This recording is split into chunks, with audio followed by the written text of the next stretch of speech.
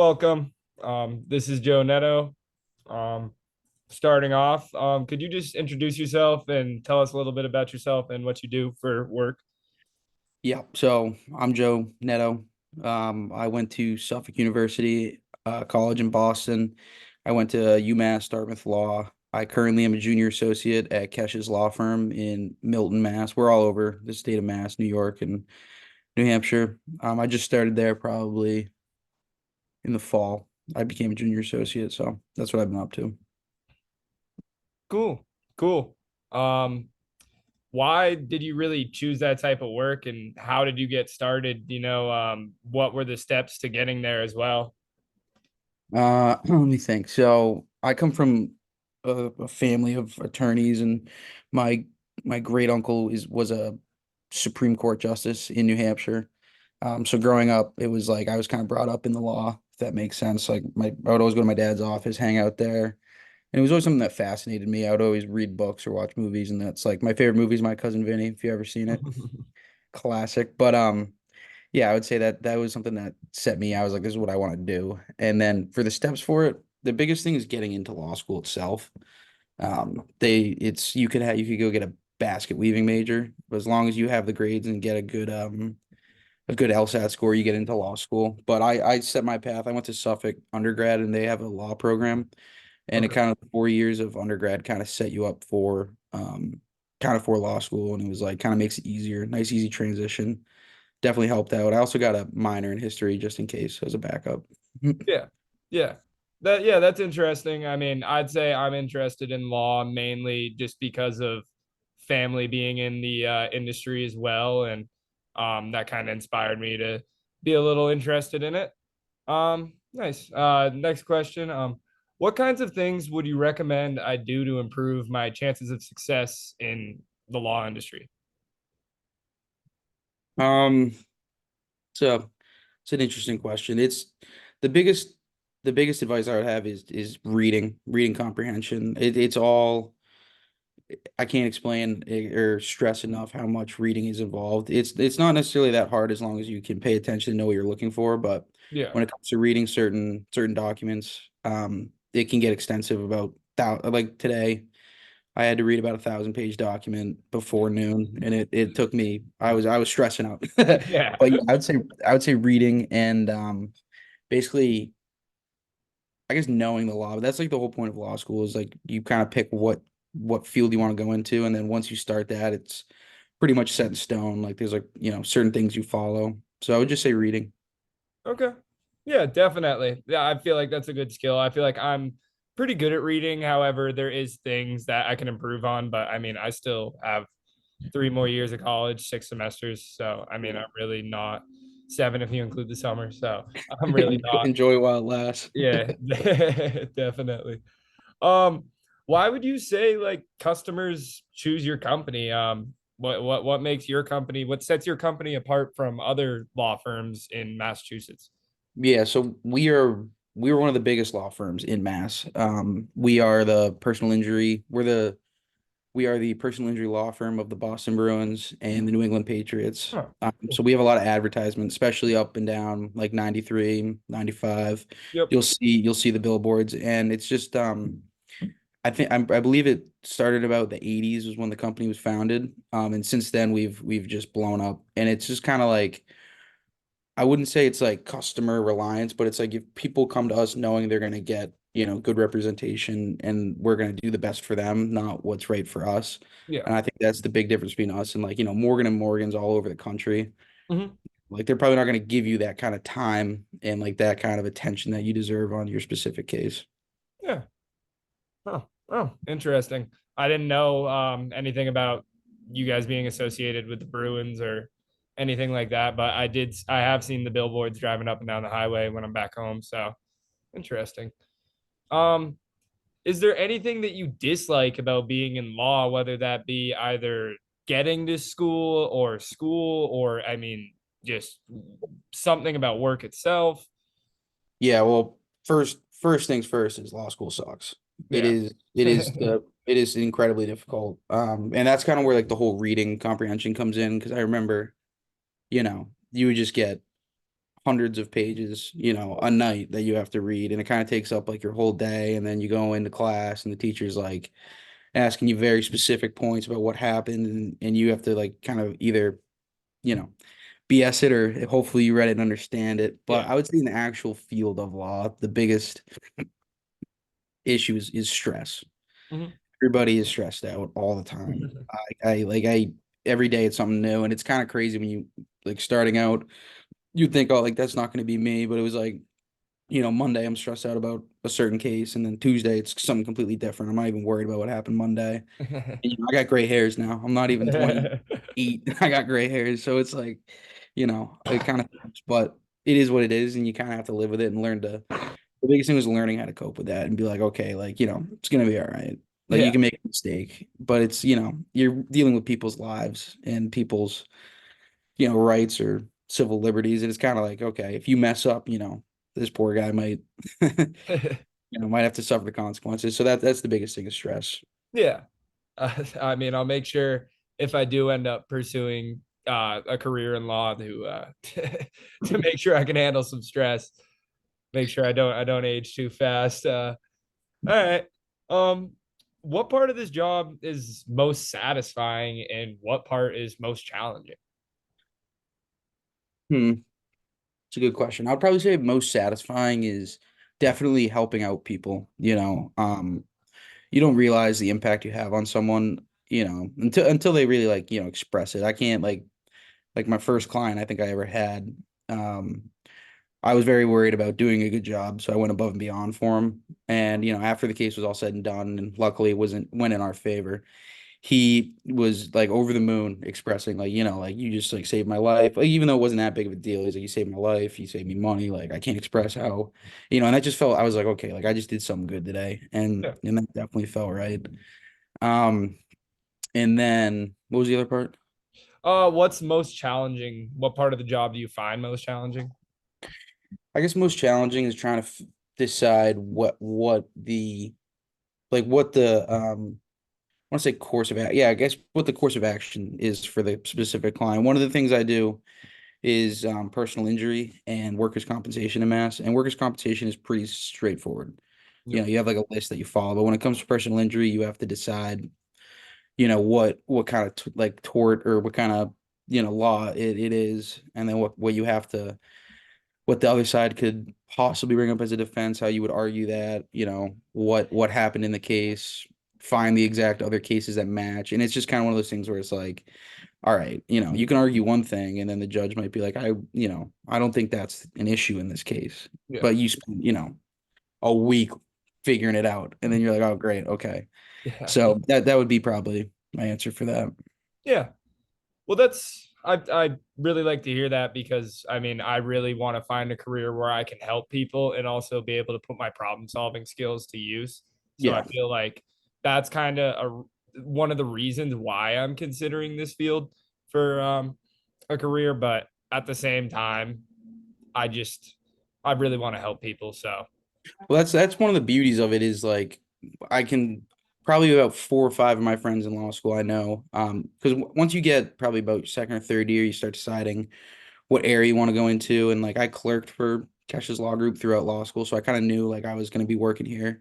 mhm. Like hopefully, I was hoping they were going That to was the job, but it plan. was like they only do so much, so it was like like try out personal injury, try out workers' comp, social security, that kind of stuff.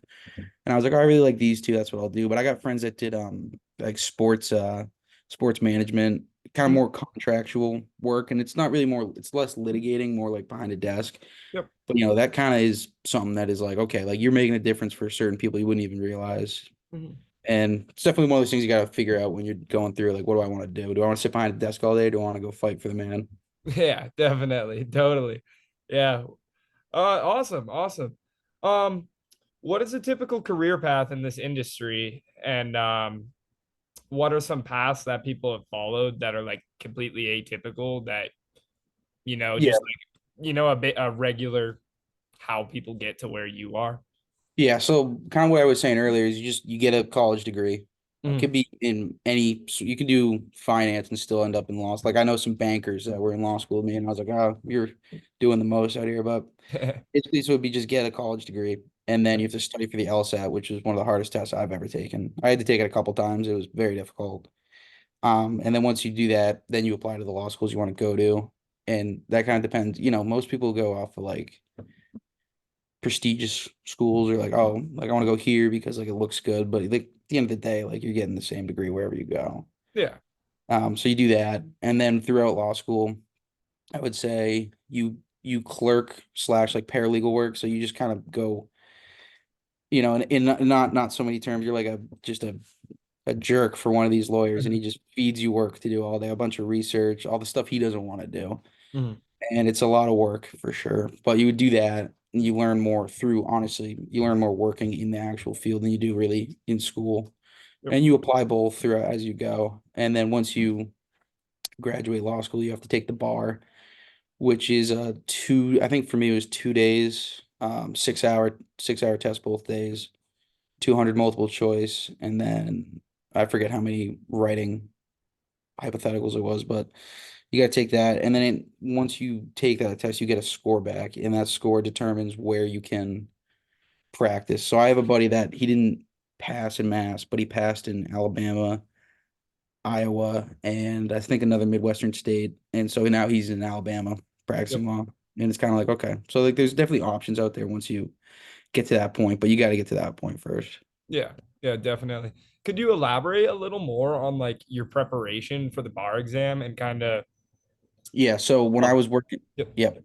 When I was working so I graduated, and the bars there's only twice a year, Mhm. February and in the I forget it was in the I took it in February. I took some time off before, but basically what it was when I started like you start studying for it, the firm basically kind of laid me off. Like they're like, you're gonna need these 6 months. And I treat it like a job. I spent every day, 8 hours a day studying. And it's kind of crazy because you have to literally know everything. Because you don't know what's on the test. They'll hit you with hypothetical and you have to break it down from the start. And they're like, this is a contract. And then you have to go work through what a contract is, what an offer acceptance, it is daunting to say the least. And then you got, course that you have to go through, which is the personal injury, like I said earlier, and that itself has just so many elements and so many like loopholes within the actual law. So you could be arguing for one thing, but then you got to remember that there's these different elements and different factors and different tests for each element. So it's like it probably took about 2 years, 3 years off my life. Mhm. Yeah. Um, Yeah, I would agree that it's pretty daunting. I mean, that's probably one thing that's kind of holding me away from the career, or at least scaring me kind of, is actually being able to pass the LSAT and the bar. It's just they're two very daunting tasks. But I also think with proper preparation, if you really want to do it, it's very feasible. Yeah, that's the biggest thing is it's like if you want to do something like and you set your mind to it and like I've had to forfeit a bunch of stuff in my life. Like as when I was in law school, I was like 21, 22. My friends would be like, "Oh, like we're gonna do this, we're gonna do that," and I was like, "No, I have to stay in tonight. I have to study. I have to do this case brief." Mhm. And that definitely sucks. Like you do miss out on like stuff. But now that it's I'm comfortable where I am, it's like okay, I'm making plenty of good money. I'm Yep. doing something that I love, and it's like so worth it at this point. Now I got the rest of my life to do whatever I want. I should have sacrificed probably 3 years. Mhm. Yeah. Yeah, I think the trade-off seems pretty worth it at the Yeah, end of the day if it's what you want to do. exactly. All right, cool, cool. Um, What is the most important what is the most important thing that someone interested in this industry should know? What they should know. Um, I would say just know people. You gotta have people skills. You gotta be able to understand what someone wants, without them telling you, or understand how to read a person because that's like, especially with like the senior attorneys and they're very, some of them have been there since literally the 80s and they're very Mhm. strict in their ways and they can seem like mean and daunting. But like once you get to know someone, then you're like, okay, I can crack a joke, get lighthearted or get serious. And then especially with clients too, because sometimes you sit there and I'm like, I know you're not telling the truth. Like that didn't happen. I can tell you that for free. And so I would say definitely people skills, being able to talk to someone, public speaking, getting up in front of a judge, like that kind of stuff. That's Yep. definitely the biggest thing that people don't realize, you have to have. Yeah, I would. I mean, I think I have pretty good people skills. However, something kind of building off my last response to you, something else Mm, I think would be daunting would be public speaking. yeah. Could you kind of elaborate on how you kind of got some public speaking skills and kind of just how you got better at that overall? Yeah, so I was always a pretty avid, like I didn't mind, getting up in front of class in high school, that kind of stuff. It never really bothered me. And then when I was in college, I was in a fraternity and I was the vice president, so I had to do a lot of, even if it was in front of the school or in front of our 60-person chapter, like you have to make yourself, stick to your guns basically. I have to get up there and like say what I say and believe what I say. Mhm. And that definitely helped me out because when you're in court and you're arguing in front of a judge, you have to believe what you're saying to convince the judge, to convince the jury. You can't go up there and be like, well, this might be, because then he's going to be like, what are you trying to say here? You have to be 100%. So I would just say, like just trying to be confident in yourself would be the best bet. Okay. All right. Awesome. What final advice do you have to offer? Yeah, I would just like if you want to do something, you just gotta, you gotta make that decision. You gotta be like, this is what I want to do. Kind of set up a plan, I guess. Like this is how I'm gonna do it. This is what I'm gonna stick to. And when push comes to shove, you gotta be ready to go. That would really be my best bet. Because some people, I have a friend who works at a bike shop, and he doesn't really. Mhm. He kind of goes back and forth between like I want to move out west, I want to stay here, and it's like like that's great and all, but when it comes down to it, like if you don't know, there's nothing wrong with not knowing what you want to do, but knowing Mhm. what you want to do is definitely a lot easier on yourself and life in general. Yeah, definitely. Yeah, like that's just kind of I really need to kind of map it out. I feel like I've just I'm still a first year, so I'm still kind of figuring things out. But if I do want to go that route, I think I just really need to map it out and just be like, all right, what's my next step? What's my next play? Because I think that's a really important thing. It's not a very easy industry to get into. And I think No, and that's when I was a first year. That's why I picked up a history minor because I was like, I don't know if this is going to be for me. And there's not much you can do when you graduate with like an undergraduate law degree. They're gonna, where can I go with that? So it yeah, was like, if I, broaden my horizons a little bit, maybe be a teacher, whatever, yeah. the situation gives itself. So Yeah, definitely. I think that's something that I would consider minoring in something else. I haven't really considered what yet, but um I just I think that would be a good bet. Like you said, it's something you can kind of fall on, and mhm, if I don't end up going one route, you can go another. It's definitely exactly, something I would consider. Well, exactly. thank you very much for your time, Joe. I really appreciate you meeting with me and doing this interview and kind of telling me a little bit about your life. No problem, Sam. Good luck. Let me know if you need anything. Hey, thank you very much. Have a great rest of your day. You too.